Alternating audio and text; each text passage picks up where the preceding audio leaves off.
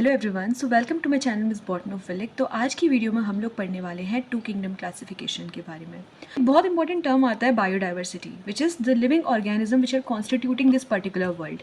इन living organism में आपके plants भी आते हैं, एनिमल्स भी होते हैं और माइक्रोब्स भी होते हैं, प्लस सारी चीज़ें जो कि हमारी क्या करती है, इस डाइवर्सिटी को बनाती है। Bio means living and diversity means the variety of life forms. Okay, तो इतने सारे ऑर्गेनिज्म जब हमारे इस पर्टिकुलर वर्ल्ड में प्रेजेंट है तो कहीं ना कहीं उनका क्लासिफिकेशन होना बहुत इंपॉर्टेंट है। ओके, तो जो क्लासिफिकेशन की सबसे पहली नींव रखी गई थी वो रखी थी कार्लस लिनस ने, जिन्होंने क्या किया था कि 1758 पे सबसे पहला क्लासिफिकेशन दिया था। हम कहते हैं टू किंगडम क्लासिफिकेशन।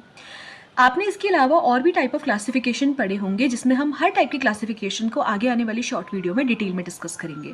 तो आज की इस पर्टिकुलर वीडियो में जो टू किंगडम क्लासिफिकेशन है उसकी डिटेल स्टडी हम लोग कर लेते हैं। सबसे पहले इसमें जो कार्लस लिनस थे उन्होंने क्या किया कि पूरे के पूरे बायोडाइवर्सिटी को डिवाइड कर दिया था टू पर्टिकुलर किंगडम्स में, जिसको तो हम कहते हैं kingdom Plantae and kingdom animalia. और ये जो क्लासिफिकेशन उन्होंने दिया था, ये दिया था on the basis of their cell wall plus the mode of nutrition.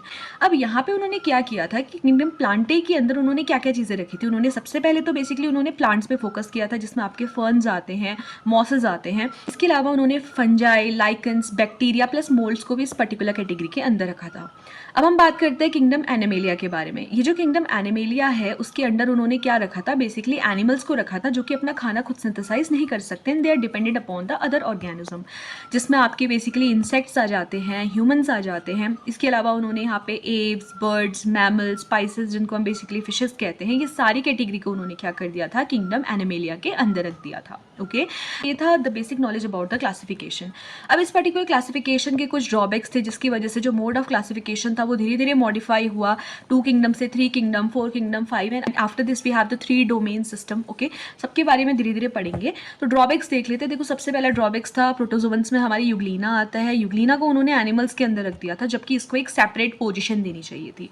Similar हमारा एक और ड्रॉबैक था लाइकन्स को लेके। Lichens and neither plants nor animals, and यहाँ पे कहीं ना कहीं लाइकन्स को एक सेपरेट पोजीशन प्रोवाइड करनी चाहिए थी। इसके अलावा प्लांट्स की कैटेगरी में उन्होंने photosynthetic plus non photosynthetic organisms को ग्रुप कर लिया था, which was also a major drawback of this particular type of classification. Classification failed to explain the difference between eukaryotes, prokaryotes, unicellular, multicellular and photosynthetic and non photosynthetic organism. Okay, तो कभी भी आपसे question पूछा जाए कि what is two kingdom classification, तो आपने वहाँ पे सारी चीजें एक्सप्लेन करनी है।